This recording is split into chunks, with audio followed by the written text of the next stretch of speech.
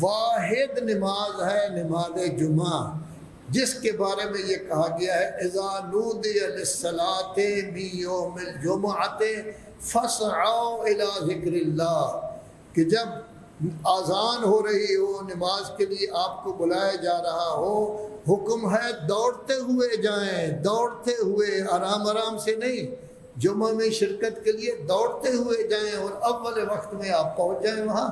خطبہ بھی سنیں آرام سے بیٹھ کر، بلکہ حکم دیا گیا ہے کہ جب خطبہ سنیں جس طرح نماز کی حالت میں بیٹھتے ہیں اسی طرح بیٹھیں، جب خطبہ سنیں اور کوئی کام نہ کریں۔ بولے بادشاہ کبھی نماز شروع کر دیتے ہیں، نماز اگر پڑھنی ہے تو ایک طرف جا کے پڑھیں، ان کو خطبہ سننا چاہیے۔ یہ 2 رکعت کے مقام ہے،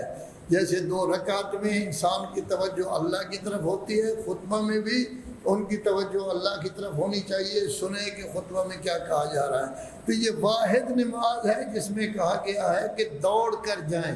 حالانکہ باقی نمازوں میں کہا گیا اگر اذان ہو رہی ہے خرامہ جائیں، آرام آرام سے چلتے جائیں، کوئی فرق نہیں پڑتا۔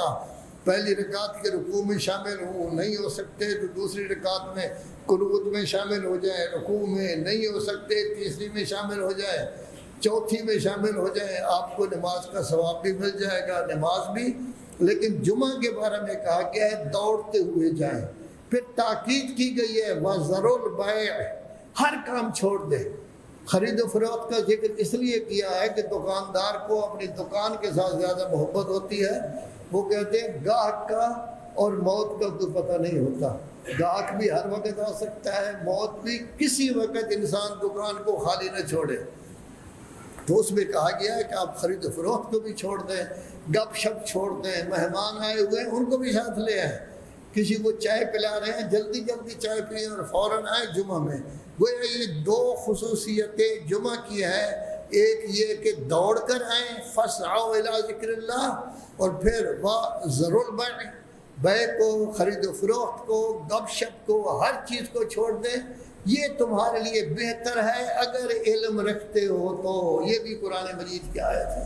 تو دوڑ کر آنا اس لیے کہا جا رہا ہے کہ جمعہ میں خطبہ جمعہ نعرے نہیں ہوتے، اس میں خطبہ جمعہ میں اصلاحی تربیتی چیزیں ہوتی ہیں۔ خطبہ جمعہ میری بھی اصلاح کرتا ہے، آپ کی بھی اصلاح کرتا ہے، خطبہ جمعہ سے میری بھی تربیت ہو جاتی ہے، آپ کی بھی تربیت ہو جاتی ہے۔ تو یہ 2 خصوصیتیں ہیں، دوڑ کر آئیں،